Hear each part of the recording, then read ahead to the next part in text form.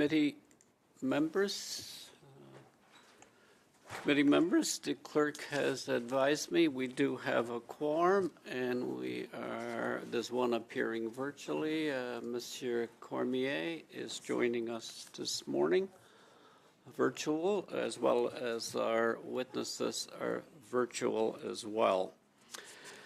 So I'll call this meeting to order. Welcome to meeting number 135 of the Standing Committee on Human Resources, Skills, Social Development, and the Status of Persons with Disabilities. Today's meeting is taking place in a hybrid format according to House of Commons procedure. I would review a couple of points. All participants can participate in the official language of their choice. Interpretation services are available in the room. Make sure you're on the correct channel to get the translation of your choice. Those appearing virtually, click on the globe icon on the bottom of your surface and choose the official language of your choice. If there is a disruption in translation services, please get my attention by raising your hand. We'll suspend while they are corrected. I would also like to remind members that please address all questions through myself, the chair. Wait until I recognize you by name. Those appearing by Zoom, use the raised hand icon to get my attention. As well, please remind you again, make sure all alarms are turned off on your devices you have with you today, as well as please refrain from touching the boom on the mic because it can cause issues for the translators. Before I welcome the witnesses, and I will advise we are having sound issues with one witness. At the last meeting, Ms. Falk raised a valid point. It was on the quality of the interpretation the quality of the sound in the interpretation.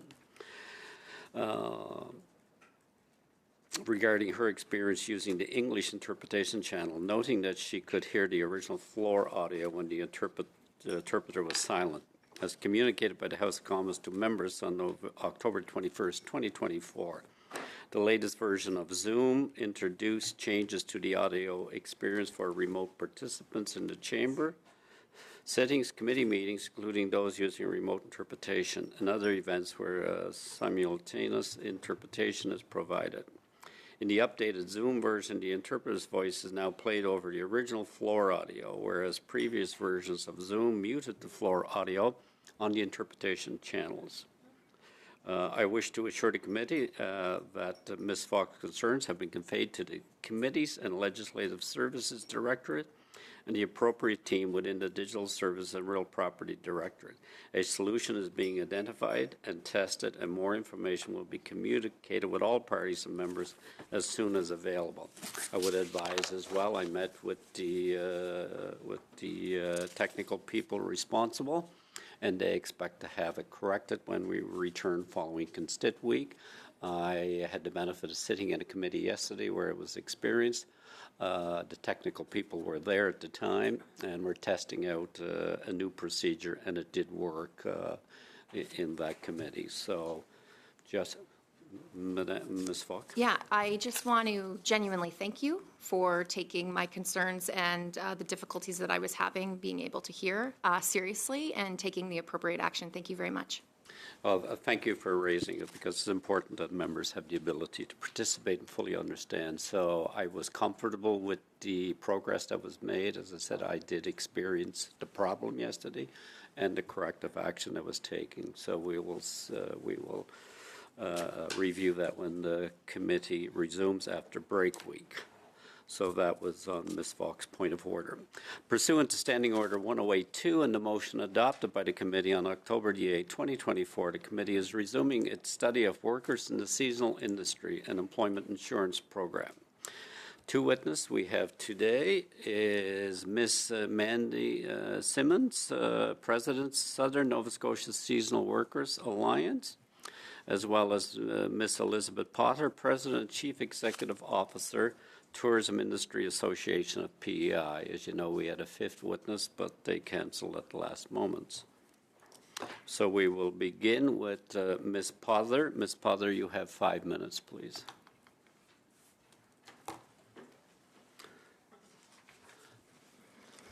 Good morning. Bonjour à vous tous. Thank you, Mr. Chair, and to the committee for this opportunity to speak to you today on behalf of Canada's tourism sector. The Tourism Industry Association of Canada proudly represents more than 240 tourism businesses, both big and small, that operate in each region and every riding across the country. Last year, tourism spending in Canada reached over $113 billion, and our sector accounted for 1.6% of Canada's GDP. Travel and tourism not only generates significant economic impacts for the Canadian economy, but also promotes cultural exchange and fosters community pride. The sector supports approximately 2 million jobs each year. In recent years, permanent workers account for nearly 70% of the workforce, while 12% are seasonal or temporary and 6% are casual. Of the 5 tourism industry groups, the recreation and entertainment industry has the highest percentage of seasonal workers at 24%, followed by accommodation at 15% and food and beverage services at 7%. Pour du nombre de travailleurs du secteur touristique, workers in the tourist sector, unemployment insurance is a good safety during the low season and in periods of uncertainty. Means that employment insurance can be a stabilizing factor for workers. When tourism is in full swing, the industry hires a wide array of seasonal roles. Think of ski instructors in winter or tour guides in summer. When peak seasons end, EI becomes essential for many of these workers. EI allows individuals to bridge the gap between seasonal employment, providing financial stability and helping to keep local economies afloat. Canada's tourism sector is particularly vulnerable to external factors, such as economic downturns, global events, and natural disasters. Travel restrictions and public health measures imposed during the COVID-19 pandemic resulted in nearly 800,000 workers leaving our labor force. Additionally, severe weather disruptions have impacted a wide number of Canadian destinations and tourism operators in the past 2 years. For those tourism-driven communities that have been impacted by wildfires, EI has proven to be an essential measure for workers that would otherwise be displaced without a safety net. A robust employment insurance program can contribute to a more resilient tourism workforce. EI ensures that employers have access to workers year-round and bolsters the sector's ability to attract and retain specialized talent. This is especially heightened in our remote and rural tourism hubs, where the local community depends heavily on the visitor economy.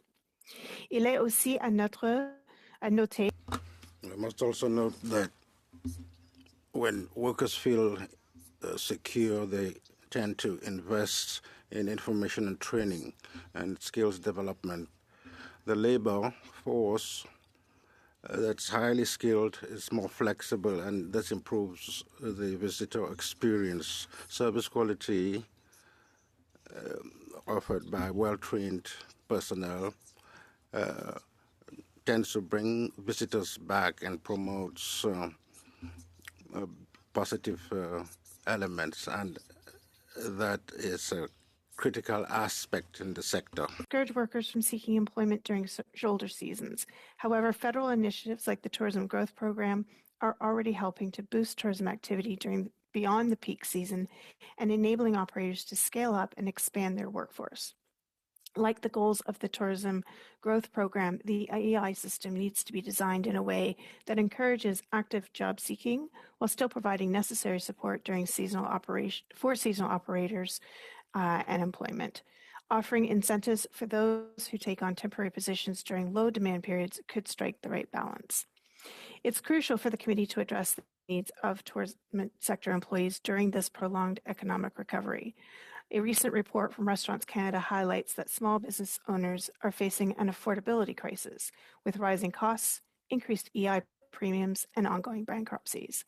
To ensure these financial pressures, the federal government must urgently reduce the EI premium rate from 1.66% back to 1.58%. This would provide relief for small businesses and their employees, many of whom are young workers and newcomers in accommodation and food services, who rely on this income to support their education. In closing, I would stress that Effective economic policy empowers both our tourism sector and the workers who make it thrive.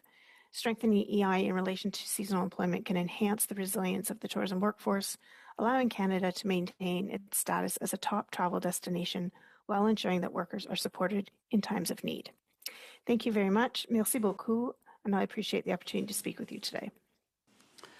Thank you, Ms. Potter. I'm now going to suspend for a moment while we do a sound test for Ms. Simmons because it was not clear. So I'll suspend for a moment. Suspend.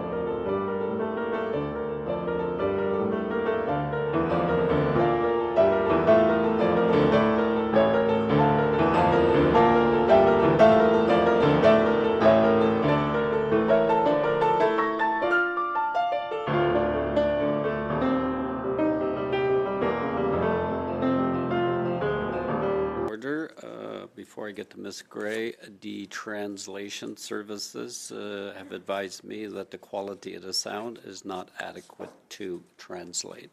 So with that, we cannot hear verbal testimony from Ms. Simmons.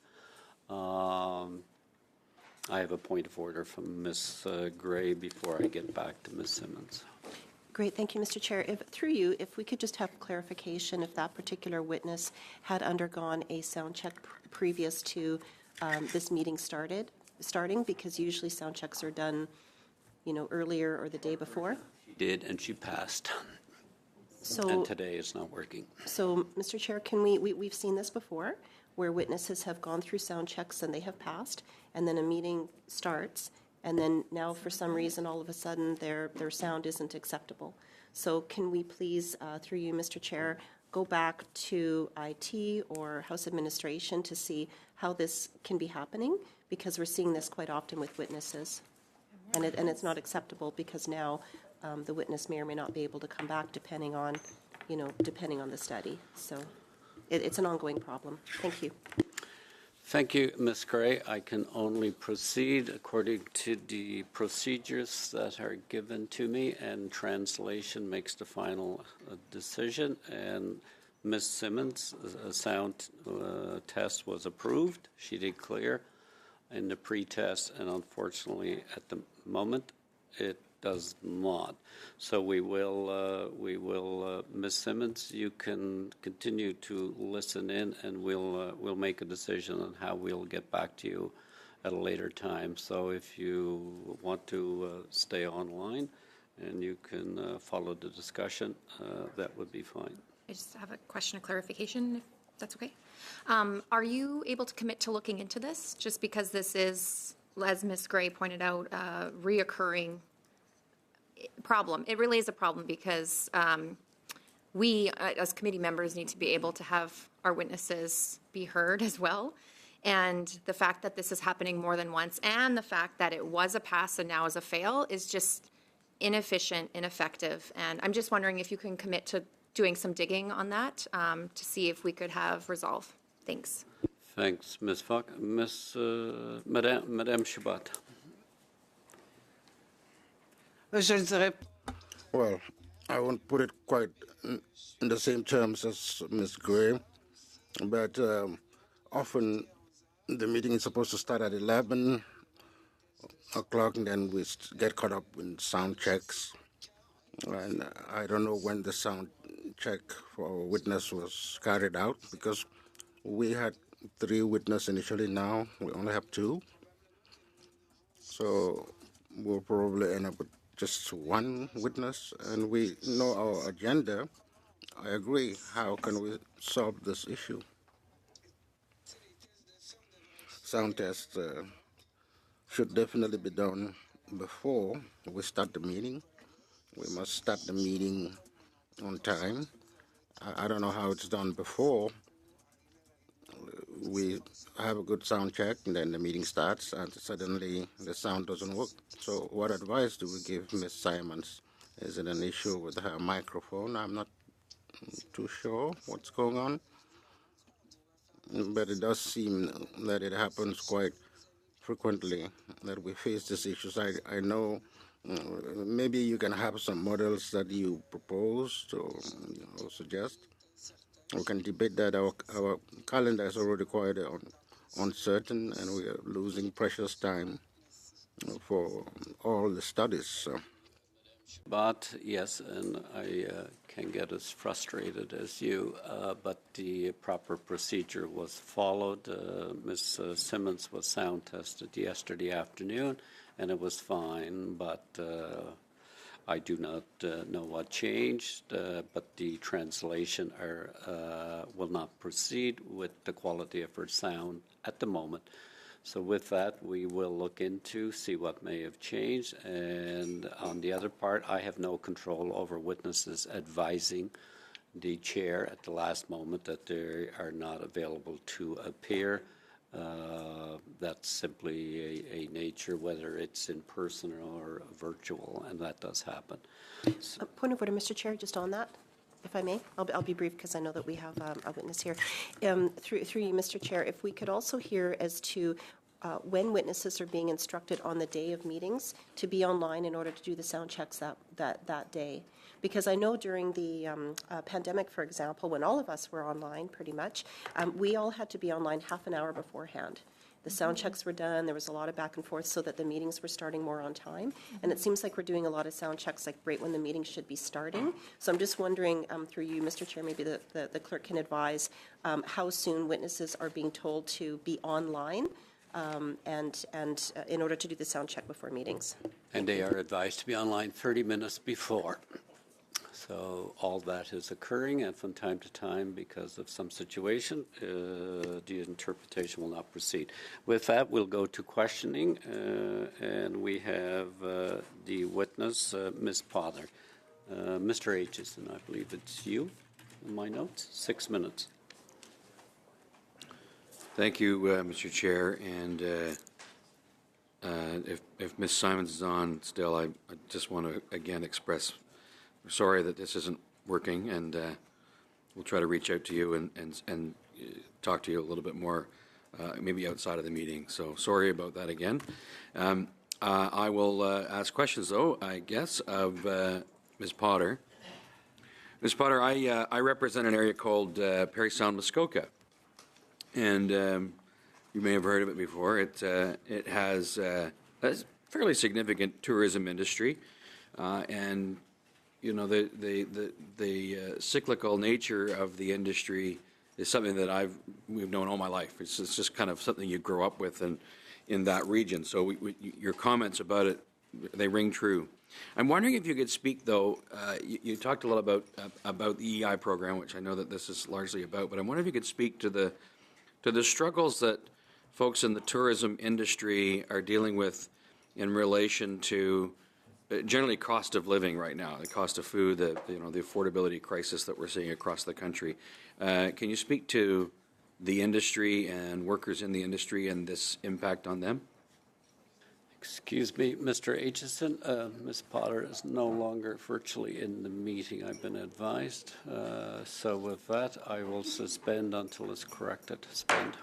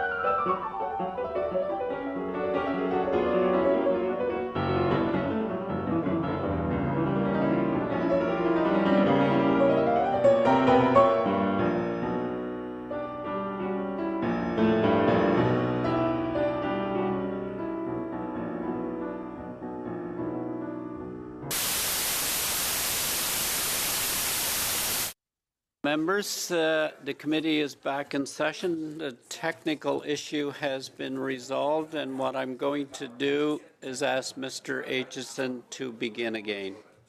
Oh, I get to try it again here. Okay. In your question to Ms. Potter, because I'm not sure if she heard it all or what. So, Mr. Aitchison, you have 6 minutes.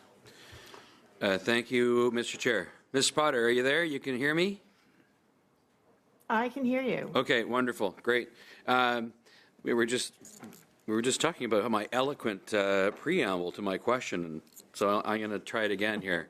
I represent an area called Parry Sound Muskoka. You probably heard of it, and of course I've grown up there. And the seasonal nature of the tourism industry in our area, the cycles, you know, it's kind of just like a regular part of life in our region. So your comments about that. You know, you mentioned ski hills and summer tours, that kind of stuff. It's very much a reality in our community. But I'm wondering if you could speak specifically. This is an issue that I used to deal with as a local, you know, municipal councillor. But I wonder if you could speak specifically to the tourism sector and the challenges that people in the industry are facing as a result of the cost of living, like the affordability crisis that we see. I'm sure that people in the seasonal and cyclical type industries are feeling that a lot, maybe more acutely than others. Well, certainly Canadians writ large are feeling the pressures of the cost of living. In the tourism industry, what we've seen over the last number of years is a significant increase in the number of full-time, full-year jobs, which is certainly helping in places like Parry Sound Muskoka. But that is why, you know, for those kind of 12% that are still in the seasonal or temporary category, it's really important that we have a really good employment insurance program to help those individuals bridge the gap between seasons. One of the things that we have found as an industry is that, you know, when we've got great people working for us that help us deliver outstanding experiences for our visitors, that helps, you know, put places like Parry Sound and Muskoka, you know, on the map for international guests. What we need to, though, make sure is that we are providing the appropriate supports for those workers when they are off leave. As an industry, we are constantly looking at ways that we can improve access to programming, access to supports for those workers. But you know, if there's no money coming in the door for a business, they can't continue to pay that worker, and so that's why programs like employment insurance are incredibly important. And thanks for that. One of the other issues we used to deal with in the industry in my community, Huntsville, like Deerhurst, I used to always meet with them, and one of the challenges they always faced was a housing situation for seasonal workers. They needed, you know, lots of space for several months of the year, and then didn't need the space, and it was a constant struggle. I'm wondering if you could speak to your members' challenges in that regard. Is the housing situation getting better, or is it getting worse?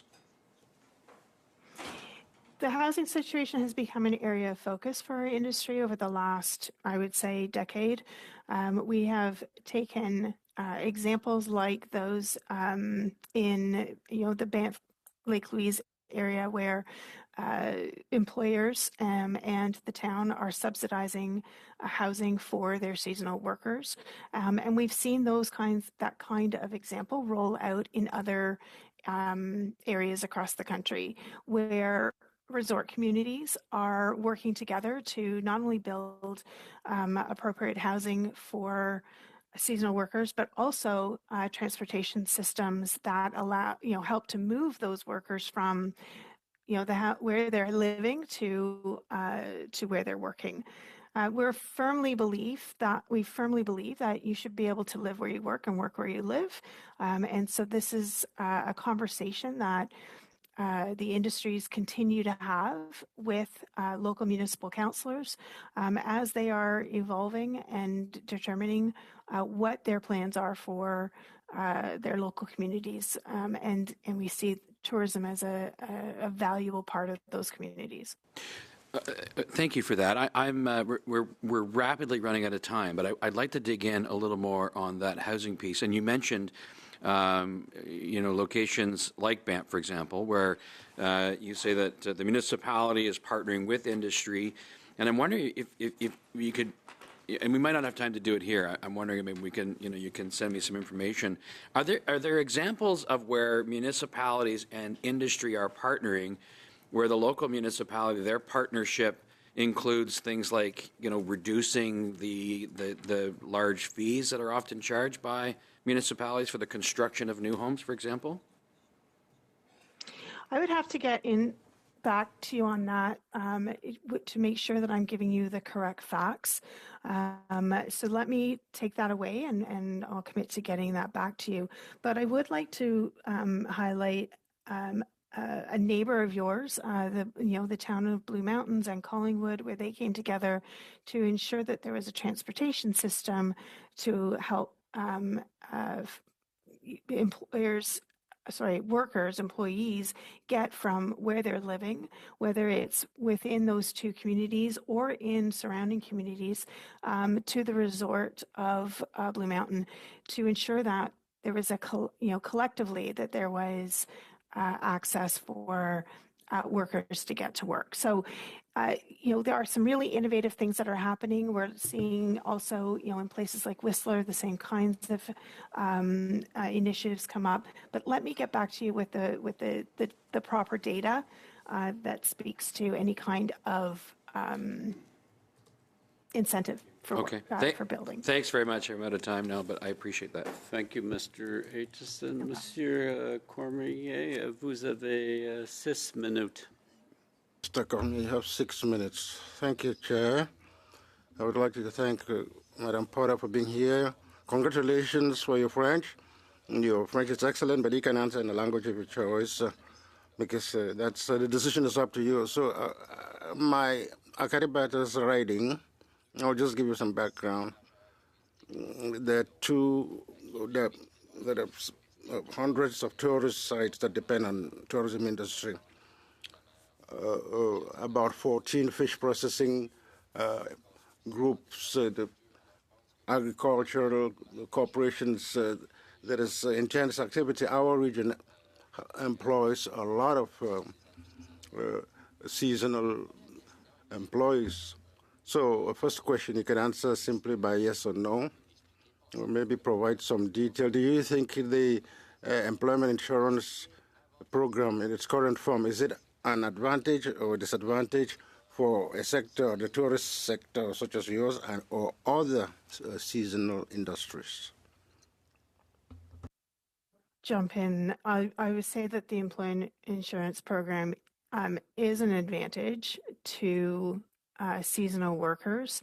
However, as I mentioned in my presentation, we certainly do see recommendations from across the different sectors that make up the tourism industry, where a reduction in the EI premium rate would certainly help small businesses and their employees. So the recommendation on record is to reduce the EI premium rate from 1.66% to 1.58%. This would allow us to put money back in the pockets of both employees and employers. When we speak to the restaurant industry in particular, we talk about it being, kind of the fourth largest private employer. And as I said, lower EI premiums would channel more funds into the hand of a significant number of young workers, particularly in the accommodation and food services sector. Sorry, go ahead. Well, I understand what you're getting at, but dropping these rates or increasing them in EI, raising the rates, would it really help to maintain people that are qualified to do work in the tourist industry on a seasonal level? We know there are limits in certain areas. Shouldn't we modify some of the hours, eligibility hours, or change some of the eligibility criteria to allow our businesses to keep these seasonal employees from year to year? Right. And so in 2023, the federal government promised an offer to top up EI. It was about 12.5 million through a pilot project called 22. This would have made made available to about 42,000 eligible seasonal workers in Quebec and Atlantic Canada. They would basically have received up to 4 additional works of EI regular benefits. And this would really help to close the income gap for those claimants when they've exhausted their EI benefits before seasonal work resumes. So, programs like that would certainly help, especially in areas where the seasons can be quite short, and where there's a wide variety of different businesses that are making up those seasonal workers. So just to make sure, you're representing the tourism industry, right? You're the president of tourism industry, That's right? correct. So Yes. I totally understand, that the government put like the 5 additional week plus the 4 additional week, but are you aware that some of the people in my region and across Canada, some of them cannot get enough hours to qualify and receive EI benefit because, in some region, the unemployment rate is so low that it takes much more hours to qualify. So your sector in particular will be impacted by that. Are you aware of that some people cannot qualify? And because of that, what happened and what we see here in my region is that people are leaving the region to find work someplace else, bigger center, and we're emptying our rural region and losing some workforce. Are you aware of that also? Yes, absolutely. For workers that can't get those number of hours, you're absolutely correct that they are looking for other industries and other locations that they can move to in order to get employment. And this is really going to have a massive impact on our industry. Tourism workers forced to leave their occupations in our industry during the pandemic resulted in a massive destitution for our industry.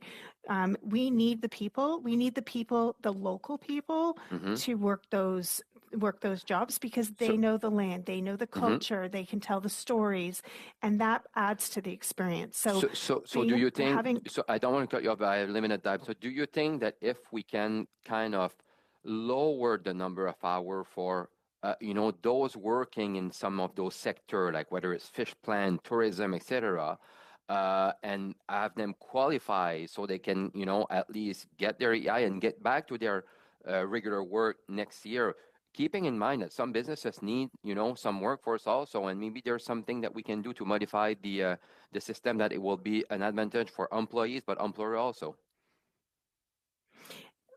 I'm in favor of anything that allows us to improve the working conditions and keep people working in our industry. I would be very happy to continue to explore what changes to a program like EI and how they could benefit seasonal workers in our industry, which would then benefit Canada as a whole. Merci. We can continue this discussion later. Thank you.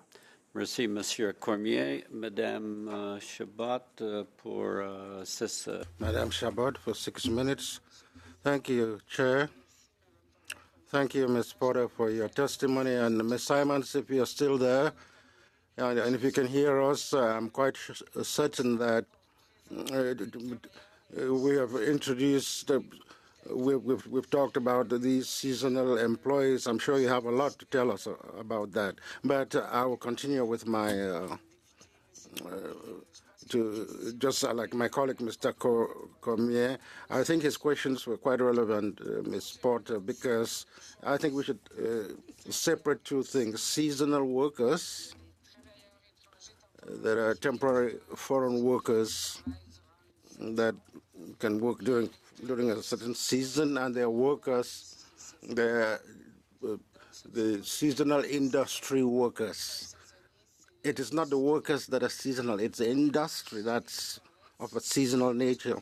So the tourism industry in Canada, it could be permanent throughout the year, or there could be certain sectors where it's really seasonal. In certain Quebec regions, such as the Gaspésie or the Charlevoix region, we have several tourism sectors that offer that have good jobs. They have people working in these industries, but then there are periods of closure. There are inns that shut down, or we don't go to observe whales in January, for example.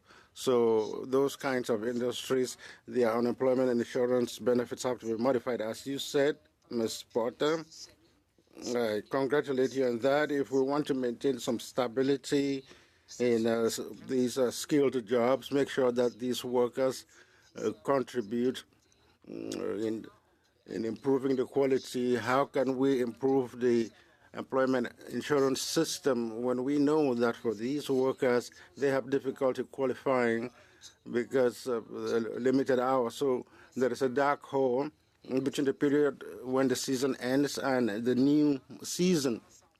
So how can employment insurance support these workers? Is it important to increase the number of weeks, the length of these benefits, to make sure that we don't have these void periods? Thank you for the question. And I will just say that, like most things, when you design a program, it's very difficult to design one that is one size fits all. The tourism industry in and of itself is very different region to region and experience to experience. So if you've got somebody in Northern Quebec operating a whale watching operation, that season may be very, very short, whereas whale watching operations on the coast of British Columbia may be much, much longer. The fact of the matter is that you still need somebody with the right skills to operate the boats. You need somebody with the right knowledge to provide the information to the visitor about what they're seeing. And so you need people with certain skills. You can't just put anybody in that job. It's important to the operator to keep people that have the right skills and the right experiences. And so looking at how we Oui, Madame Porter, excusez-moi, j'ai pas beaucoup de temps. Ms. Potter, sorry, I don't have too much time. I understand that the issue of qualifying and skills is an important one. It's true that the sector is not always the same, but what I'm trying to underline is that part of the tourism industry, which is truly seasonal, and there are skilled workers that the industry can rely on to make sure that at the end of a season or the beginning of a season, we can keep these workers because of their skills. So how do we support these workers that are working in the seasonal industry and this split into 2 seasons? As I was saying, I think that allowing for some flexibility within the EI system, whether it's looking at the seasonality of the business and understanding the nature of the business to allow for workers to apply for EI when their season ends and give them enough weeks, adding weeks to their program so that they can be supported from season, in between seasons. That would be great. The industry is always looking as well at other opportunities, and in some places, it's reasonable to expect, if we help workers retrain, they could maybe do a different job in the off season, but that's not always the case in every part of Canada. And so adding more flexibility to the EI program would certainly allow those seasonal workers to be supported in the off season that is particular to their employment. 15 secondes. 15 secondes. Merci, Monsieur le Président. Thank you, Mr. Chair. We will now go to Madame Zerillo. You ready? 6 minutes, please. I am ready. Thank you. Thank you, Chair. And I'll just note that I might have missed it, but I know that you recognized MP Cormier as being online, but I don't think you noted that I'm also online today. So I just wanted Witness Potter to know that I am online today. Witness Potter, I really appreciate your introduction of the need for stability for these workers in what can be a very unstable environment. So there's two areas of modernizing of EI that I'm particularly interested in, and one is stabilization in natural disasters, as you were talking about natural disasters and global events can affect your industry. And second of all, the opportunity to modernize EI for women, women in seasonal work, maternity leave, care for family, those sort of things. So I wonder if you wouldn't mind just sharing some of the opportunities to modernize that you've seen in EI with the changing climate, with the global unrest, and also if you could share a little bit about what women that speak to you have experienced as seasonal workers in Canada. I think it's incredibly appropriate that I'm actually talking to you today from Iqaluit, where seasonal work is very prevalent, and the ability for Canadians to access extended EI benefits to support themselves and their families is something that is often spoken to me about. Where they're looking for additional supports they're looking for other additional supports as well, whether it's in, subsidized housing, childcare,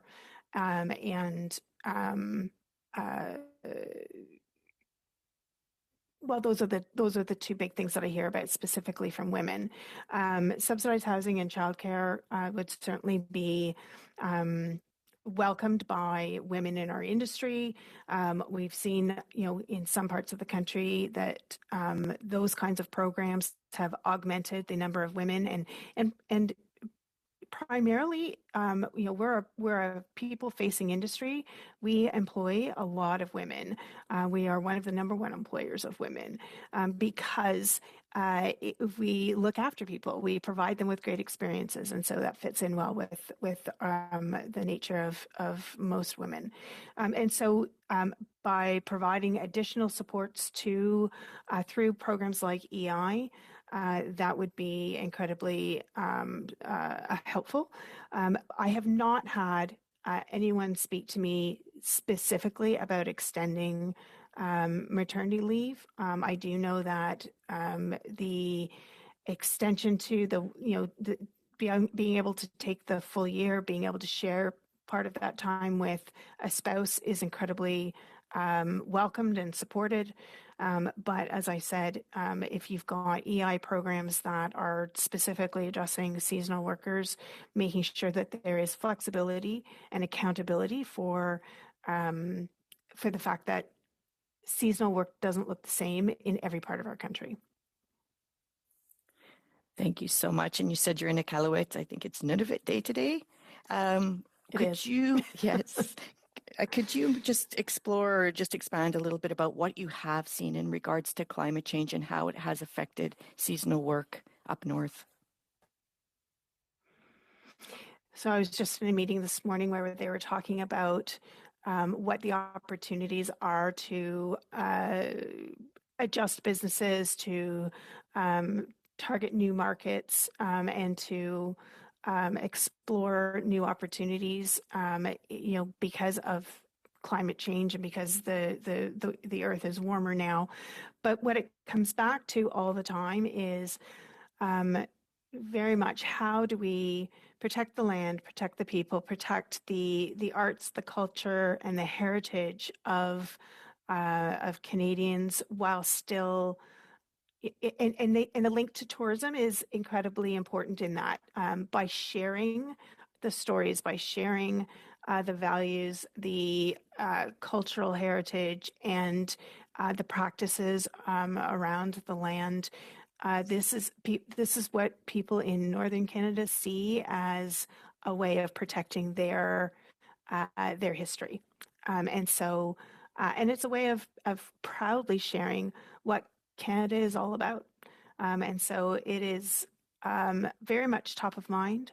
When we look at what happened in Jasper this year and the wildfires, the conversations now are very much top of mind as to how do we make sure that we are prepared, and what steps and actions can we take now to not only protect our town but our people, in case something like Jasper should happen in Banff, as an example. So it's these conversations are more and more now. It's a change that I've seen in recent years. These conversations have risen to the top of the priority list, and we'll be hosting our Tourism Congress in Vancouver at the first week of December, and emergency preparedness is a very large topic, and it's making sure that we look after not only the guests but our people as well. Madame Just on that, Zerlo. talking about, okay. Is that you conclude? Okay, thank you. And I will, Ms. Gray for 5 minutes, please. Thank you, Mr. Chair, and thank you for being here today, Ms. Potter. My first question to you is, Tourism HR Canada commissioned a survey on the perception of tourism as a place of employment in Canada that found that people currently working in the tourism sector are more likely to be under 30 or to be students. But we also know that youth unemployment in Canada continues to rise. Young Canadians struggle to find their first-time job in a region, even like mine in the Okanagan, where tourism has historically represented many young Canadians' first job. And so my question for you is, are you hearing about cost challenges that tourism operators might be facing that might limit their ability to hire and train young Canadians, and things like inflationary cost increases, carbon tax increases that increase the cost of transportation and fuel costs, federal tax increases like excise tax increase, or are those some of the things that you're hearing about, and any other cost increases that you're hearing about that might create challenges for tourism operators? Certainly, the increased cost of doing business is challenging all tourism operators right now, and it includes everything from, supply chain to additional taxes and fees that they're required to pay at different levels of government. Tourism represents a diverse workforce, and 1/3 of our workforce are young people. And we're quite proud of that. We're quite proud that we are the #1 employer of youth in our country. We provide that all-important first on-the-job training, and exposure to those soft skills that are transferable to really any job that you can go to as you progress in your life. The bigger challenge that we're having is helping Canadians to understand that we have jobs, but we also have careers, and transitioning from a job as a young person, maybe working their way through school, to a career is what we're really focused on as an industry. I believe that you're going to hear from Phil Mondor from Tourism HR Canada in one of your upcoming meetings.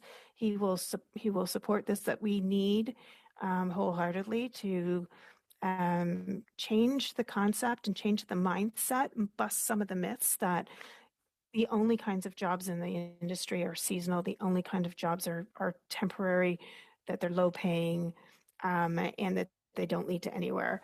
That is not the case. Our industry is 70% of our workforce is permanent, full-time, year-round, making, above average wage, making, being well supported through benefit programs and professional development and increased skill training. So, thank you.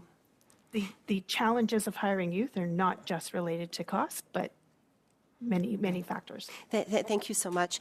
My next question is, we've heard from a number of industry organizations about the increasing debt loads of businesses, small businesses, tourism-related businesses. And just one quote that I'll give you here is a representative from Maple Leaf Adventures in Vancouver was quoted as saying, quote, "Although the tourism industry is recovering, the businesses are really hurting," unquote. And, quote, "I think all of us are carrying the highest debt loads we've ever had," unquote.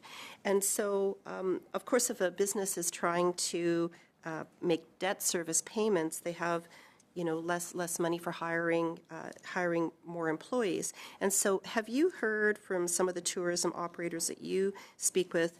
Are they carrying higher debt loads, and is this a concern? Yes, and in fact, we did some survey work around this over the last couple of years to understand what that debt load looks like, and certainly coming out of the pandemic, when business operators from coast to coast to coast, dove in, they used up any reserve funds they had. They used up their savings before they took access to any kind of government programming that would help get them through the pandemic. They used those dollars, and then they went and got additional loans to and continue to support. And in most cases, it was to do two things. One, to ensure that they still had a business when, to come back to, and two, that they still had access to the people that help them run that business. And so it is absolutely a challenge for them. And you add on top of that the higher cost of money right now, and that certainly does have an impact. And what we've seen is many business owners getting back into the operations and doing some more of the frontline work, some of the back house work that they would not have done prior to the pandemic because they had other staff in place to do that. Thank you, Ms. Gray. We'll now conclude with Mr. Kuzmerchek for 5 minutes. Thank you, Mr. Chair, and thank you so much, Ms. Potter, for your excellent testimony here today. Tourism is such an important part of the economy in my community of Windsor, Essex, and I am pleased to hear that tourism is making a huge comeback. We're about 100% back to normal levels pre-pandemic. 6 million visitors in Windsor, Essex, and this supports about 11,000 jobs across my region. So tourism is incredibly important. I'm so glad to hear you provide your testimony here today. And I just wanted to give a huge shout out to our partners at Tourism Windsor, Essex and Pelee Island for the tremendous work that they do in promoting tourism to our community. We're seeing the economy bouncing back as well, too, in a big way. We see, for example, in September, 47,000 new jobs created in Canada. 33,000 of those jobs are young people, ages 15 to 24. And we continue to support young people, for example, by removing permanently interest on their student loans to make sure that they're not carrying debt after they graduate from school. We also doubled the student grants and loans that are available for young people to make sure that they're not coming out of school with debts when they're looking for that first work experience. It's unfortunate our Conservative colleagues have voted against all measures of relief for young people that we know is so incredibly vital and important for them. On the issue of seasonal workers, about 40%, almost 40% of claimants for EI, for seasonal benefits, are folks that are 55 and older. But I wanted to ask you, perhaps, if you can provide us some context. What is the difference in experiences? What are some of the differences in experiences of seasonal work, young people versus folks that are in that 55 and older range? And what should we be paying attention to in terms of how young people experience seasonal work differently? Well, thank you for that. And I agree with you 100% that Gordon and his team do a magnificent job down in Windsor, Essex, Pelee Island. One of the differences between young people and seasonal work is that they're constrained by their school year. So, they come out of school, in the kind of April, May timeframe, they join us. we have a growing shoulder season, both in the spring but particularly in the fall. And we lose a lot of our younger workers in that last half of August because they're getting ready to go back to school. And so they're cutting their season a little bit short because of their commitment to being back and continuing their education, whereas older seasonal workers don't have that constraint, and they can keep with us and stay with us through the fall. So, but when you look at why a young worker versus an older worker might access EI, the younger worker, again, back in school, back in an environment that is providing them with, where they are housed and fed, whereas in an older worker, once the season's over, they still have to figure out how to cover those costs. So it's not surprising that you see that difference. My own kids went through this when they were in post-secondary school, where they finished their work, they went back to school. They didn't even enter their mind to apply for EI, whereas somebody older and out of school, once that job finished, they needed to continue to see income coming in. Appreciate that excellent answer. I wanted to turn the question back to climate change. One of the things that seasonal workers deal with is unpredictability, the fluctuations in the climate that we're seeing, floods and fires, you name it. There's no better example recently, in my opinion, than the decline in northern shrimp in the Atlantic and Gaspésie area that really has been devastating for communities in the Gaspé area. The oceans are warming up. It's having an impact on shrimp stocks.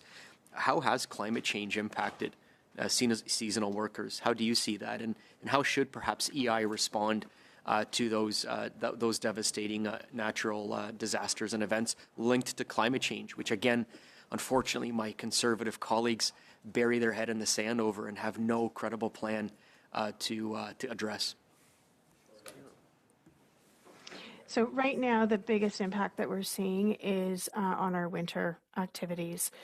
Climate change is having an impact on our ability to, keep open as much as we can, ski hills, snowmobiling, and other winter sport. And so we're seeing those sectors within our industry get more vocal about what we need to see done for climate change. And then you may or may not be familiar with a group called Protect Our Winters. It's a global group, but we now have a Canadian chapter, and they're pretty active. And this is an important part. Winter, Canada is known, globally, rightly or wrongly, Canada is known as an amazing, as a winter destination. Some people think we're a year-round winter destination. We all know that's not true. Thank but you, the Ms. fact Potter. is we are a winter destination. Thank you, Ms. Potter. Thank you, Mr. Kuzmarchuk. Before we conclude, as chair of your committee, I advised the clerk that I'm going to set aside 1 hour on Tuesday's meeting, the last hour, to cover the witnesses that were unable to be heard today. As chair, I set the schedule. So this is an important study, so we will schedule an additional hour and include it in the last hour on Tuesday, November the 19th. So with that committee, we're going to suspend while we transition to the next hour. Committee is suspend.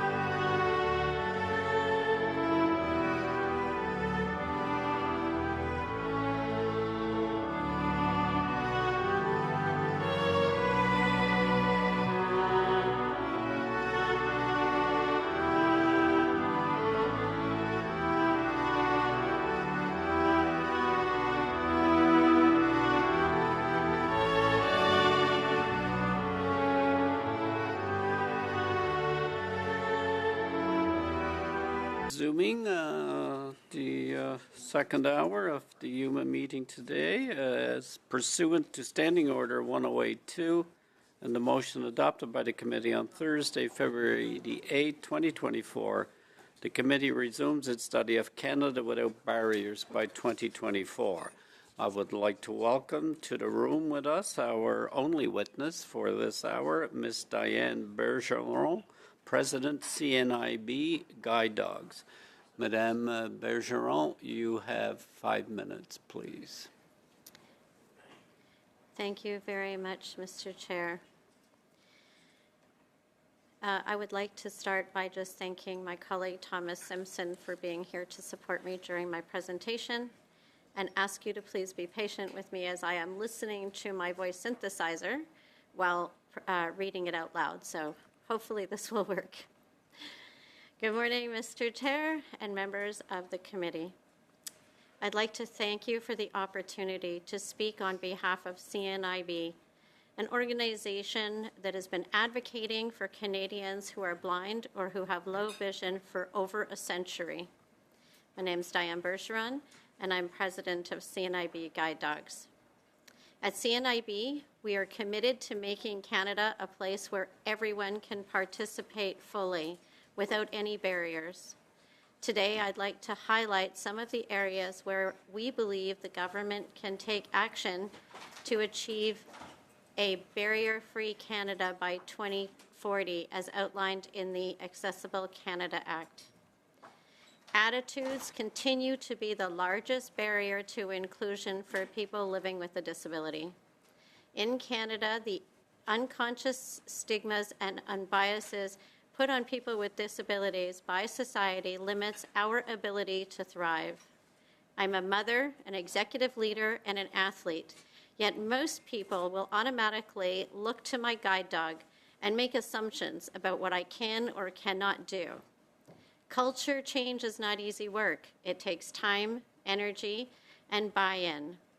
CNIB's first recommendation is for the Government of Canada to focus its energy and intentions to changing society's attitudes towards people with disabilities.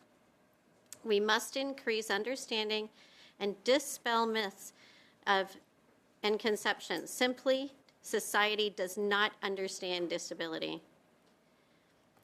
When CNIB engaged in its largest consultation to build a new strategic plan, we heard time and time again the realities of living with sight loss. People with sight loss, like myself, are ignored in conversations when staff talk past us or to our family members or friends. People with sight loss are stopped in their tracks when they're trying to cross the street because well-intentioned people don't believe that we can navigate our cities by ourselves. And unfortunately, for those of us who work with a guide dog, we are constantly fighting for our rights to enter into public spaces because people don't understand that guide dogs are allowed everywhere. By focusing on social inclusion and positive representations, you'll be able to collectively move much quicker towards the goal of an accessible Canada by 2040. We must remove unconscious stigmas and assumptions. Attitudinal barriers prevent people who are blind or low vision from obtaining meaningful employment, and Canadians who are blind or have low vision continuously face significant barriers, including inaccessible workplaces and a lack of accommodations. Discriminatory hiring practices are also far too common.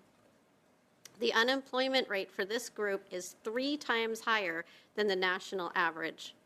But we know that employment is the best indicator of positive attitudes among people living with a disability. When CNIB has commissioned public attitudes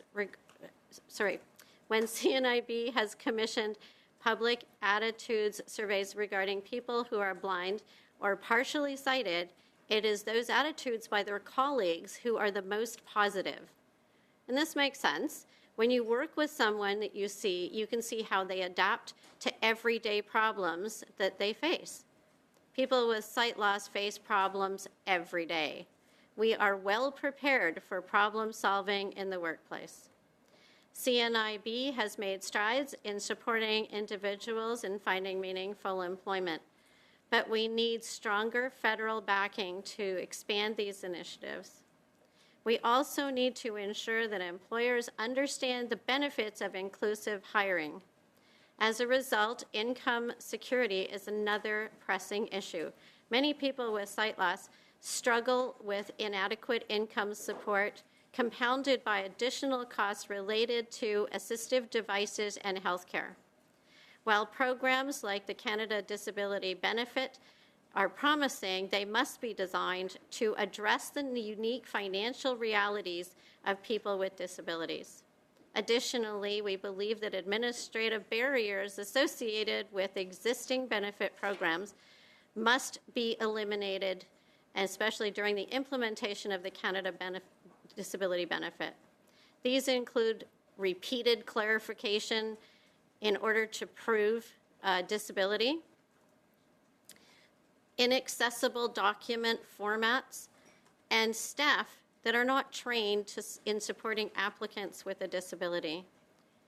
We are calling on the committee to ensure that these income supports factor into the increased costs of living, particularly the costs of assistive technology. We also believe that these benefits should be paired with robust employment strategies to ensure that those who want to work can do so.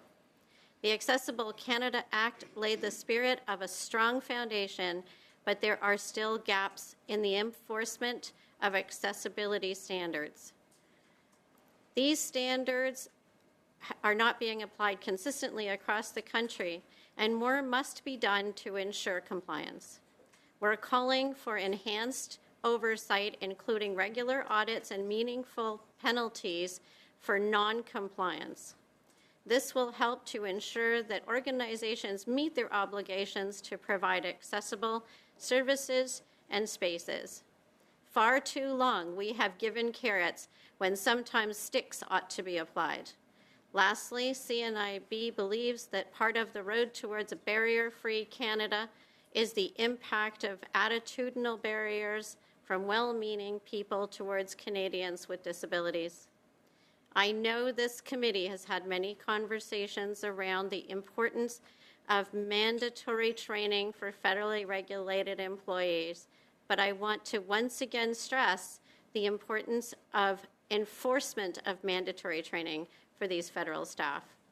Static training is not enough. It must be done in consultation with people with the lived experience. Achieving a barrier-free Canada by 2040 is ambitious, but with the right collaborations and commitment, it is possible. CNIB is ready to work alongside governments, businesses, and communities to break down the barriers that people with sight loss face every day. Thank you again for your time, and I'm happy to answer any questions that you have. Thank you, Ms. Bergeron. We'll now open with Ms. Falk for 6 minutes. Thank you very much, Chair. And thank you, Ms. Bergeron, for being here. So my name is Rosemary Falk, and I am a 36-year-old female.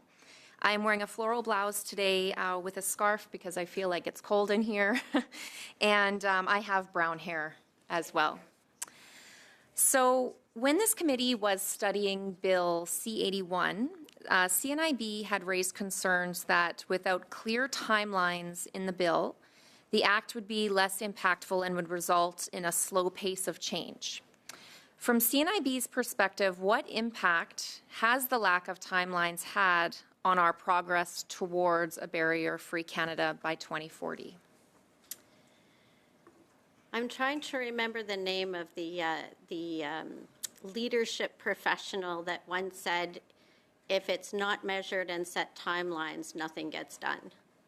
I think that because the timelines were not set specifically, there are many federally regulated organizations who are stalling, who are facing sort of an attitude of being pressure prompted. When the time comes, I'll deal with it, as opposed to having a look in advance. And often when we do stuff like that and we sit back and wait, then it becomes now we have to do it in a rush, and then we don't consult the people, the very people that all of this is going to affect, people with the lived experience, and we reduce the ability to get that consultation. So not having timelines is delaying the process because people aren't making it a focus, and when it does come up, they're scrambling and they're not able to get the right consultation. Thank you for that. And I know that I had the opportunity of being on this committee at that time, and I know that we fought and even brought forward amendments to make sure that there was timelines involved so that it could be a level of accountability, so that we could make sure that we could measure the success and the well success. And that was one of our arguments for making sure that we had those timelines. CNIB also had raised concerns about the enforcement and the implementation of the bill being split across several different agencies. Has the shared responsibility created confusion or made it more difficult for persons with disabilities to navigate? I would say specifically for those of us that work within organizations that, you know, the average person with a disability is just trying to get through their day. And it's the effect of the legislation that they feel. But for those of us that are working in the field that come in here and speak to folks, it's very difficult sometimes to know who to talk to about what. And so it does become very confusing. And I think that often people will call us and say, hey, I need you to fix this. And then we have to go figure out where that particular jurisdiction is. So yes, there is confusion. I also firmly believe that although there is confusion, there needs to be enforcement in one area. However, the responsibility for the standards is not just in one department. It's right through the entire government, and I would say actually right through the entire country, and we all need to be responsible. But there definitely needs to be an enforcement mechanism that's easy to navigate. Okay, that somewhat leads to my next question here. CNIB had previously, again with C81, suggested that the Accessibility Commissioner should carry out all enforcement and implementation. Would that still be the recommendation that CNIB would make today? I would think so, yes. It needs to be done. The person that's enforcing this needs to be the person that has the power to wield the stick, if you put it that way. We need to make sure that that person knows all of what's going on, that has the cross perspective, and knows of all the different pieces of the puzzle. If we separate it out, it's going to be very complicated. Yeah, I am definitely a big advocate for simplicity. That's why I think less red tape is better, but also plain language. I think it's so imperative that it doesn't matter what government department it is, that plain language is used so that it's easily understood and also easily applied. I'm just wondering, because we are discussing, a barrier-free Canada, and we have heard across, and not just in this study in particular, but other studies that we have done as well, where barriers were in place for people with the people that had disabilities, that it just made them difficult to access. I'm just wondering, from your personal experience, what are some of the barriers that you have faced in accessibility? We only have 5 minutes. Inaccessible websites, documentation that needs to be filled in or provided to me in an inaccessible format. And the best way I could explain it is if you can imagine that having to get a document from a professional that you have to provide to government in order to ensure that you have access to the supports and services, and the doctor hands you a document in Braille and says, this is everything you're going to need. And then you have to provide that to a government agency who provides you with information back to you in Braille and says, please fill this in. That is what we face every single day, despite the fact that we say all of that needs to be made accessible for people.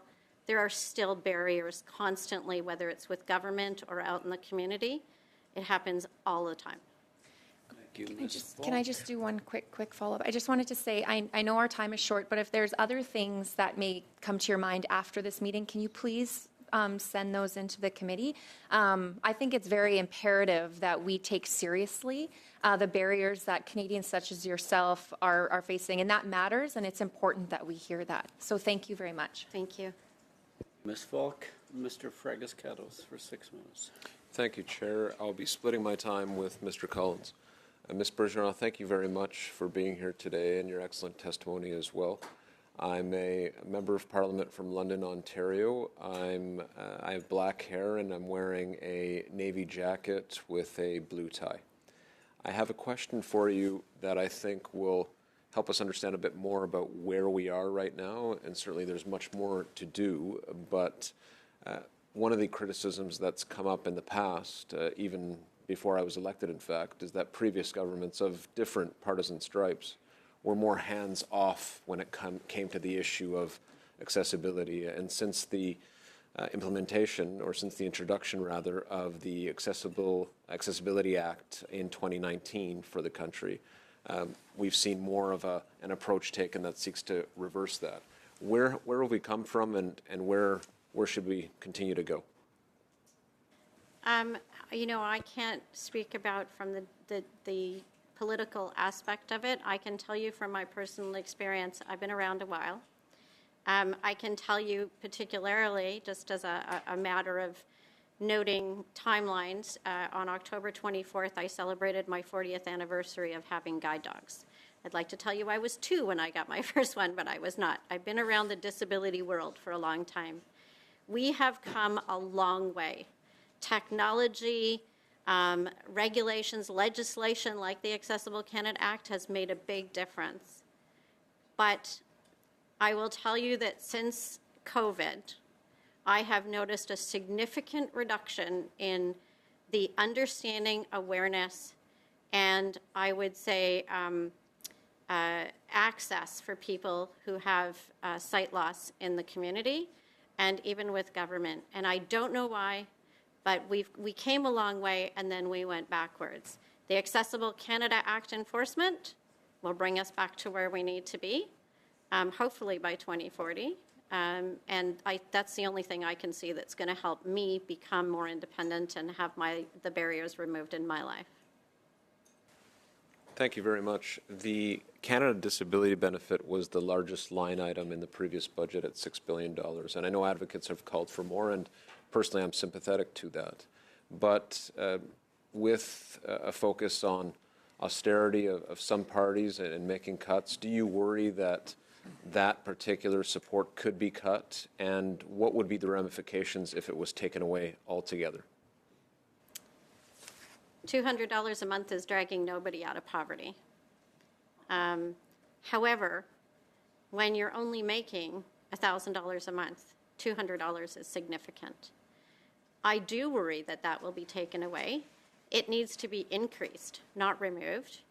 And certainly any other supports that go along with it to help people with disabilities get through their day and have the barriers removed.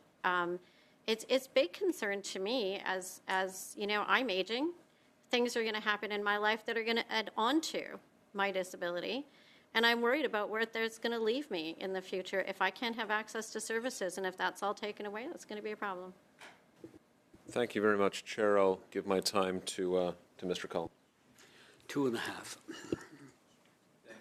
Thanks, Mr. Chair, and Ms. Bergeron, welcome to the committee. My name is Chad Collins. I'm the MP for Hamilton East Stony Creek.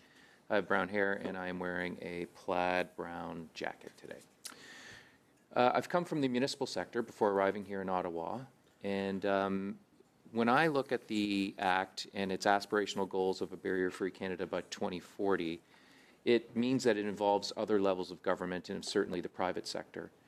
And I know that if I had members from Hamilton who sit on the Advisory Committee for Persons with Disabilities sitting beside me here today, they would say that for the City of Hamilton as a municipal partner to achieve its barrier-free goals, that they require resources. Whether that's for transportation, whether that's to access public information, I think, as you referenced earlier, whether that's to safely travel through our city streets or cross the street.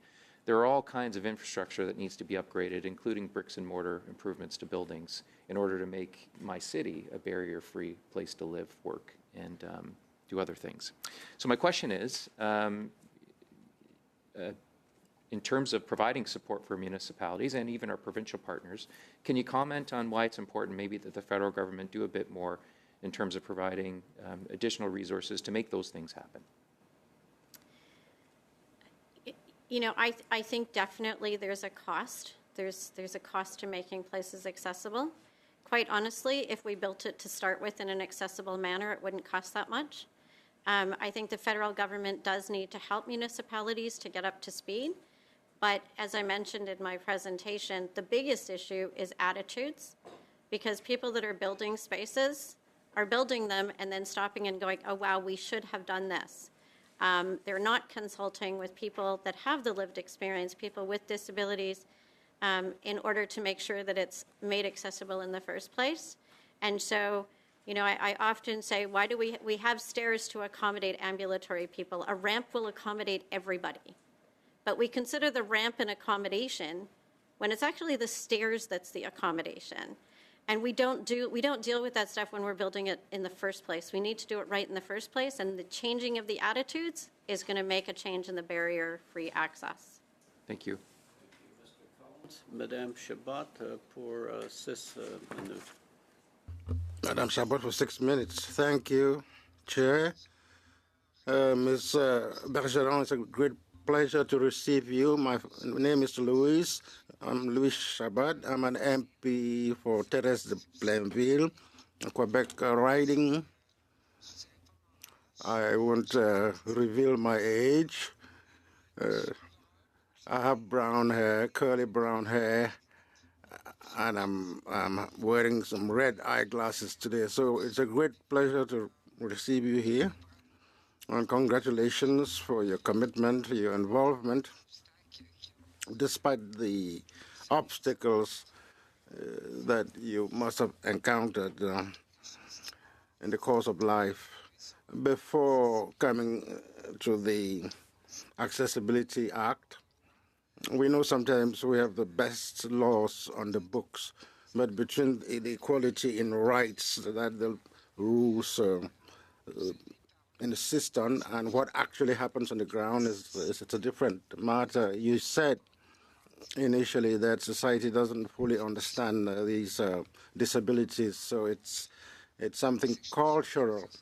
We know it might be difficult to change the culture, but we can speed up things. How do we work to change mentalities, to change the culture, to improve equality and fairness amongst citizens, whether we have disabilities or not? I think changing attitudes is easiest when we are in the situation where we're close to a topic, when we're close to a situation. And what I like to tell people on a regular basis is that the disability community, if we want to call it a community, is the only community that you get to grow into as you get older. And one day, everybody in this room is going to be a person with a disability, or they are going to be supporting somebody with a disability. And the decisions that are made today in rooms like this are going to affect you in the next 15 or 20 years. So be wise and careful with the decisions that you make. And it's the same in society. If we talk to people and make them understand that this is affecting everybody at some point in time, attitudes will change. Merci. Thank you. So the federal support, I am still relying on your testimony in terms of federal support. In what ways the federal government in programs, measures, how could they go further? You said, amongst others, points you raised, the cost of living to better support assistance technologies. Yes, when you're talking about assistance technologies, what types of specific tools are you referring to? And how could we better fund these measures? What would that represent? So adaptive technologies can be anywhere from, a piece of tape that you put somewhere to help with orientation for someone who's blind or partially sighted, all the way up to a $10,000 piece of equipment and more, depending on what the disability type and need is. Employment supports, there's still many employers that will not hire somebody with a disability because they're afraid of the extra costs of what it would take to hire somebody and make the workplace accessible. It's usually on average about $500 to accommodate a person with a disability in the workplace. From a personal standpoint in the home and in life in general, a national program that would provide adaptive and accessible equipment to people with disabilities. There's a few provinces that have those in place, but unless you live in those provinces, you have to buy them yourself. A Braille display, which is a refreshable device to assist people who are blind to read Braille in books, sits in the area of about $7,000 or $9,000. The average person on assistance is not going to be able to afford that. So a national program to provide accommodating devices or accessible devices and to help employers would be very beneficial.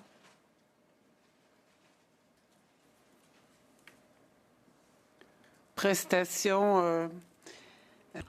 Well, the Canadian disability benefit, this was a lengthy study here, and there was a bill passed, but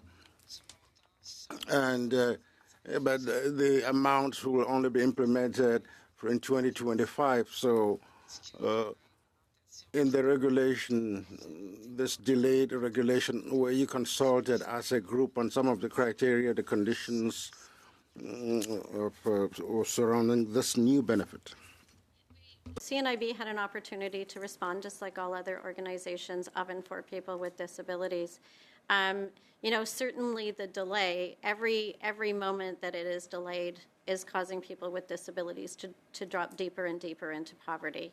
So the delay is definitely a problem, but the sooner we can get it in, the better. But we also understand government takes time, but definitely it's an issue.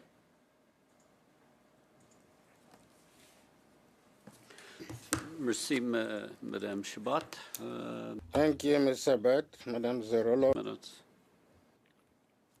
Thank you so much, Chair. And welcome, Witness Bergeron. And I'm joining today virtually from British Columbia, and I'm a middle-aged white woman. I really, really appreciate your testimony today about the need for culture change. We know in this committee, we had the CEO of Air Canada come just to talk about transportation, which you mentioned even websites not being accessible, like a transportation can be a real barrier. I want to talk about that a little bit later on transit. The CEO of Air Canada thought, well, as long as we've got this program with the sunflowers, we're good. And I tried to mention to him that it's really a culture change that is needed. And I look at the roadmap or the pillars to 2040, and there's 7, and not one of them addresses culture change, attitudinal barriers. So I wonder if you think that's something that should be edited in the roadmap to 2040. Should there be a pillar of attitudinal barriers? Absolutely, 100%. I am a frequent traveler as I do international affairs as well for CNIB. Just got home for Peru on Friday, where the passenger assistants, they didn't have enough, so they handed me over to a perfect stranger. Another passenger didn't ask my permission and said to the person, go help her. And I was grabbed and marched down through Toronto Airport by some stranger I didn't know. That is the type of experience that happens. With programs such as the Flower program, I believe my guide dog identifies me as a person with a disability. I don't need a sign that tells people that I have a disability. I do think it's important to have that to help other people. Attitudinal attitudes is the only thing that's going to change this world. There's no other way. You can, we need finances, we need resources, we need support, we need legislation. But all of that comes originally from positive attitudes and the right attitude. So if it's not If it's not going to be in there, then it's not going to change. Thank you so much. And just going to, before I get into, I want to talk to you a little bit about elections. Before we get into that, I mean, the NDP wanted the Canada Disability benefit to be adequate. We fought for that. I talked to the minister about it many, many, many times. It needed royal recommendation, which was an absolute clue and vision to the fact that the Liberal government wasn't planning on it being an adequate income for persons with disabilities because they had already underfunded it before it was even law. So, we're disappointed as the NDP that it's not adequate, but certainly there's no reason why the government can't release it immediately. So I will just let the government know in this committee that it's time for them to release the Canada Disability, even though it's woefully inadequate. Let's get it started in people's bank accounts in 2024. I wanted to that just kind of goes to, it's important who's in government. Culture flows down. And so I'm very interested in elections. Right now, there is an opportunity to do some amendments to the Elections Act. And I know that CNIB has had many comments about being able to have a secure and independent voting experience. So I wonder if you could just share how that has evolved over time and what still needs to be done at the ballot box for persons with vision loss or reduced vision. I 100% agree with you that the attitudes come from the top and from government.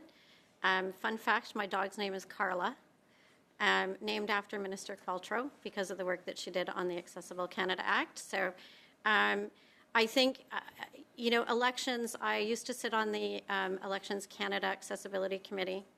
And right now in this country, despite the fact that our law says, legislation says that we have a right as Canadians to vote independently and in secret, works for everybody except people who are blind. Because despite the fact that we have Braille ballots or Braille templates and so on, I am still in this world not able to go in, check my ballot, and assure that I've checked the right box and not spoiled my ballot independently. There always has to be somebody there to help me. I never have the right to vote in secret. So what needs to change at the ballot box is we need to come up with a way for people that are blind or partially sighted or have other disabilities to be able to access the same rights that every other Canadian supposedly has to go in and do this in secret. Thank you for sharing that. I just wanted to finish out on this round on transit. So part of one of the pillars on the 2040 roadmap is employment. And we know that public transit can be very challenging for persons with disabilities. And we know that there is serious operational underfunding in every transit authority across this country. So I wonder if you could share some of the experiences you've had or you've heard around transit and what you think that we can do to make sure that persons with disabilities that are already facing challenges to get into the workforce at least can get there on transit. Can't get there, you can't work. Step one. It is so important to the CNIB and to the people that are blind or partially sighted in Canada that is one of the three key areas that CNIB is working on is transit and transportation, accessible journeys. It's the transit, it's going from the door to the door. Not just the buses or the taxis or, in the planes, whatever it is. It's not just those. It's also how do I get from my door to the bus stop in the winter when there's so much snow and my dog can't find the curb. But the transit system has got to be accessible or we're not going to be able to contribute to society in employment the way we have the right to and the way we want to. Thank you. And go ahead, Ms. Cirillo, a short question. Yeah, just on, is there any specific jurisdictions? I know that Metro Vancouver is the one I'm closest to, but are there any jurisdictions that you hear about regularly that are less accessible or the hardest to reach on the transit side? Oh, rural areas are the hardest to deal with, but like I said, I've traveled a lot. I have yet to find the perfect system.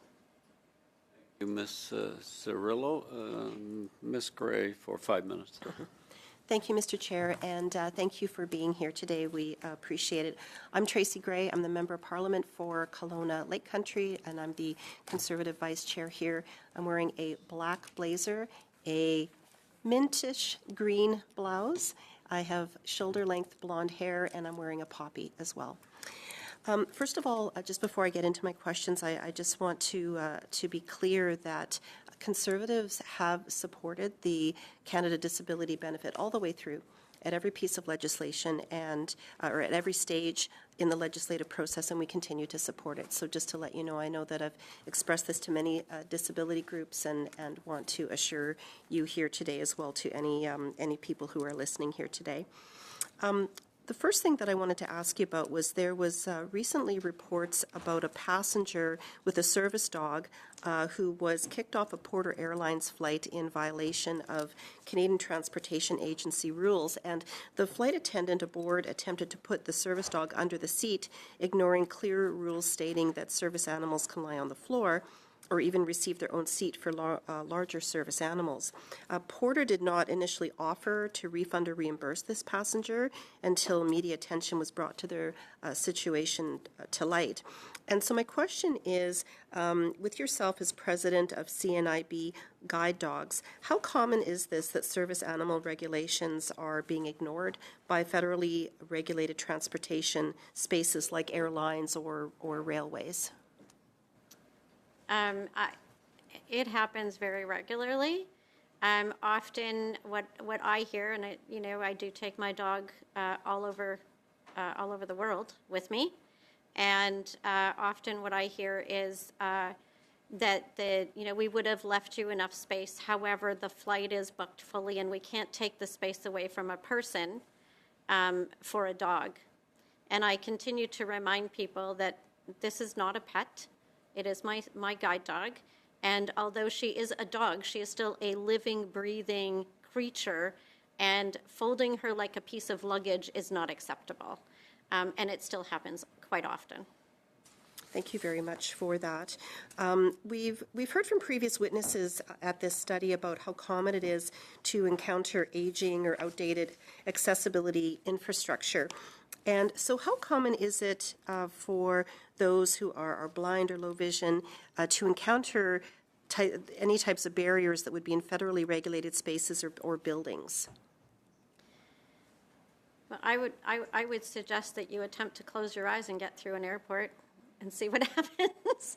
A lot of older airports, a lot of older spaces, there's all sorts of barriers, things that make it very difficult for somebody who's blind or partially sighted, dim lighting for those who have partial sight or low vision, lack of tactile indicators, echoing sound spaces that are very disorienting, no braille, no tactile markings in any way to figure out where you are. I could go on forever. There's so many ways that we could make it better. Thank you very much. And also, as my colleague had said, if there's any other thoughts that you have, please to ensure that you write to this committee as well. And it was good that we were able to keep the study open so that you were able to come here and be with us today. So thank you very much. I know that we're in the last few minutes of this meeting and the last bit of my questioning here. And so, Mr. Chair, I would just like to quickly make note that in light of developments that have happened this week, I would like to move the following motion.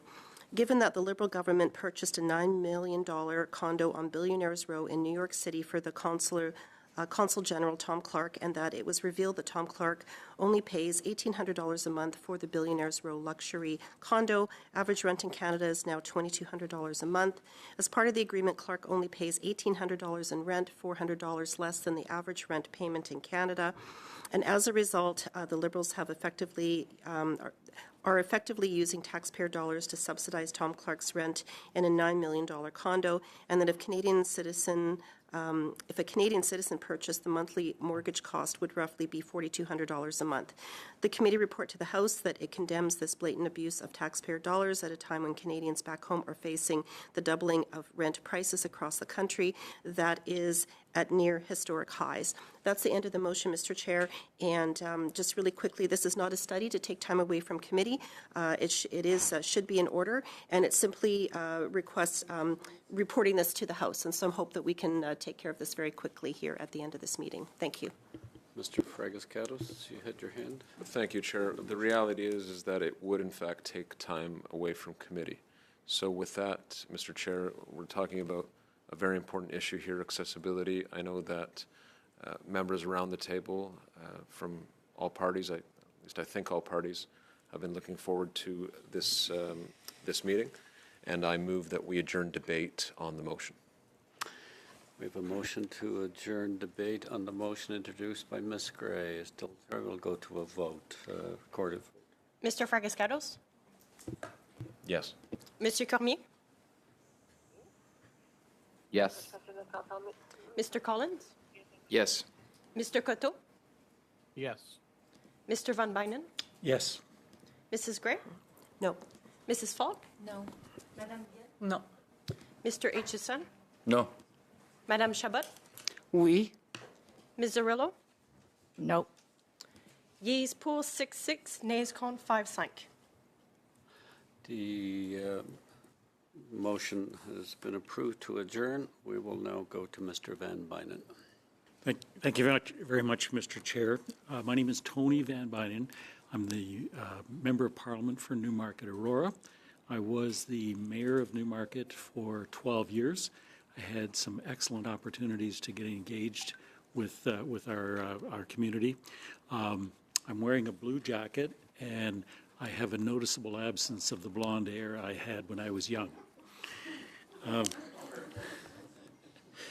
Some of the things that I was really proud of in our community was the way that some service clubs are getting engaged with the Seeing Eye Dog initiative, and I believe that the Lions Club has been raising money to make Seeing Eye Dogs available for people who are blind.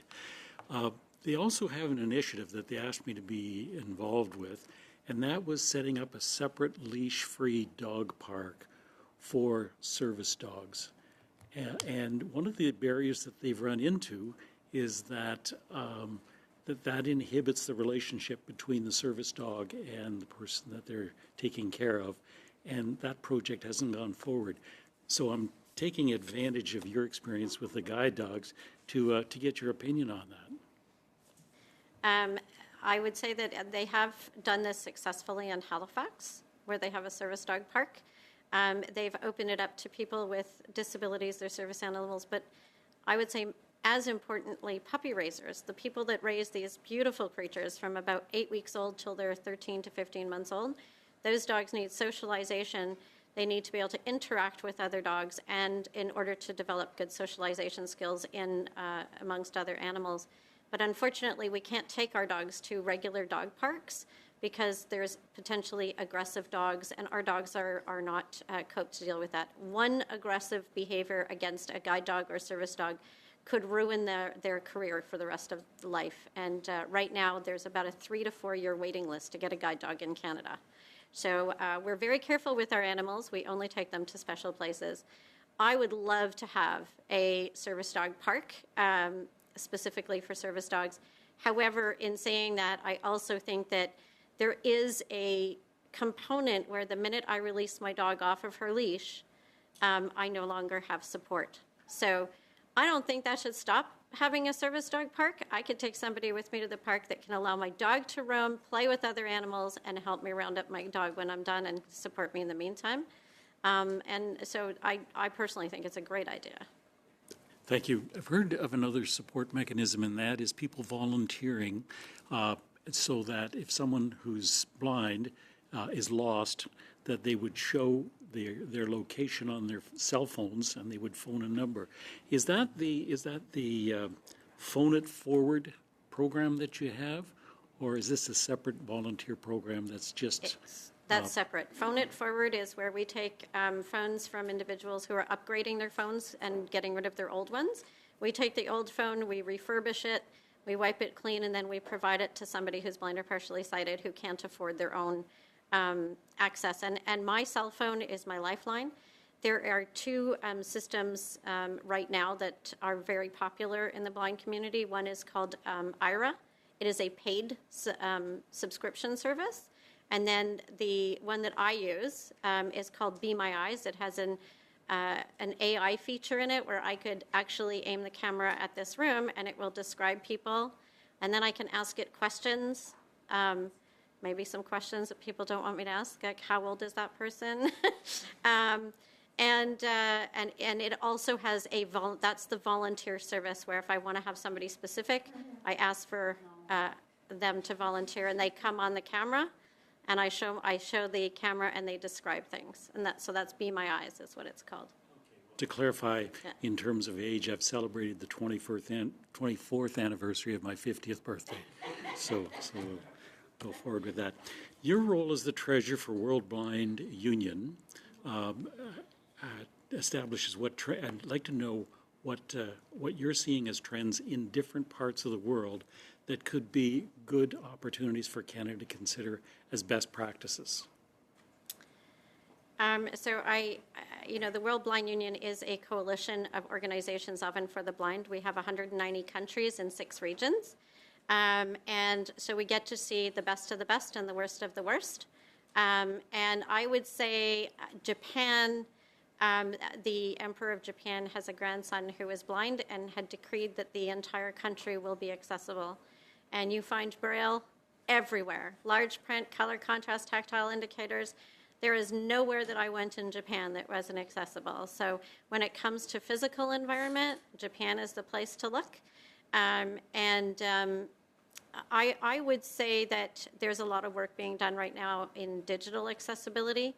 Problem with that, of course, is that digital is an international space, and it's kind of this concept rather than a physical space, so it's very difficult to do that.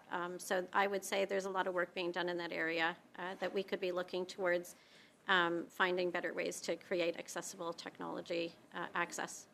Thank you, Mr. Van Bynen. Madame Chabot, pour 2 minutes et 30. Thank you. Just a brief question. I just want to see if you have some recommendations for us. Why do you say these guide dogs are not accepted within the society? In the 40 years that I've been using guide dogs, I have been refused access into everything from rideshare, taxi, restaurants, hospitals, hotel spaces. I have been refused into library, public buildings. It happens regularly to the point where I can tell you that I do not call a taxi or a rideshare without having a sighted person with me to make sure that they can check to the license plate and be there as a witness, because it happens sometimes 2 or 3 times in a day.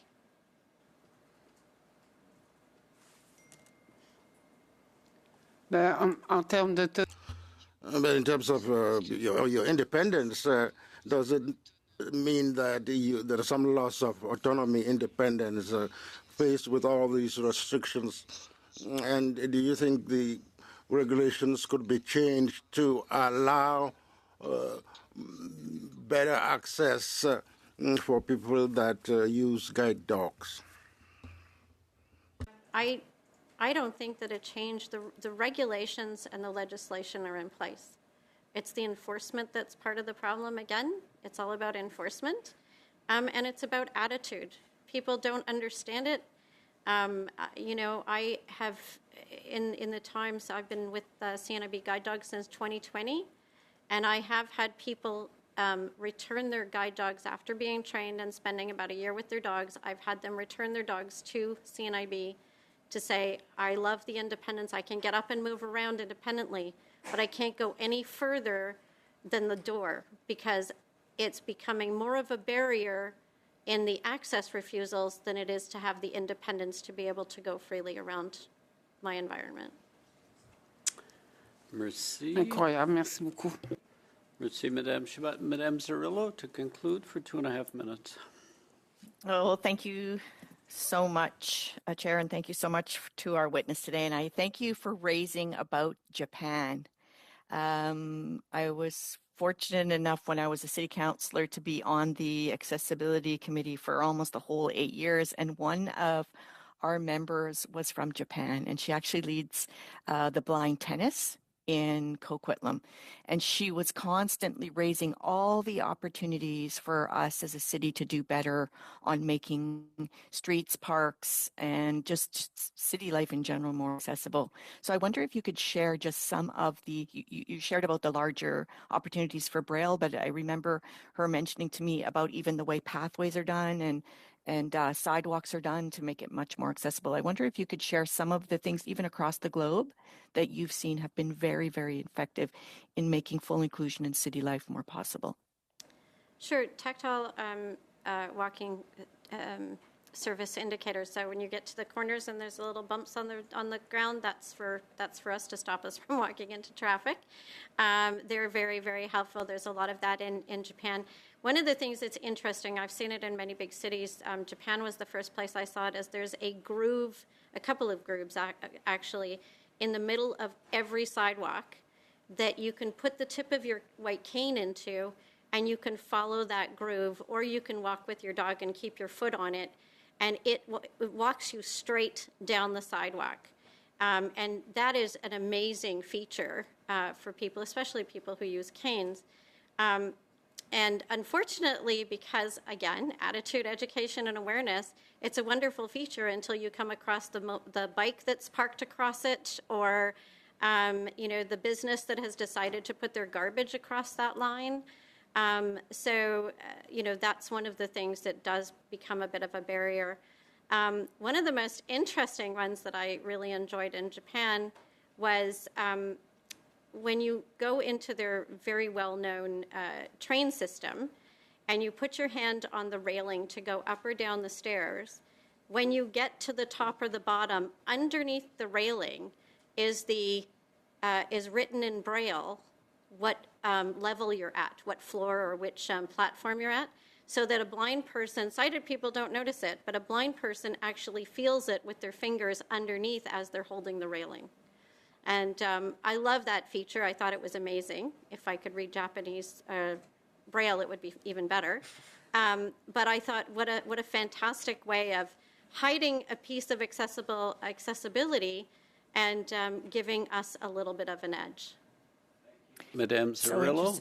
Madame Zerillo, Just on the infrastructure, Mr. Chair, if I could ask that we get to this committee, what is the procurement process for federal infrastructure in relation to disabilities and low and blind individuals? Thank you.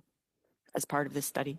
Thank you, Madame Zerillo. Thank you, Madame Bergeron, for taking your time to be with us here today and enlighten this committee on the challenges you face. Committee members, just two items. Minister Kara has confirmed her availability to appear for 2 hours on Thursday, December the 12th, as well as Minister Bozanoff. Bozano will appear on seasonal workers on November the 26th, 26th from 11 to 12.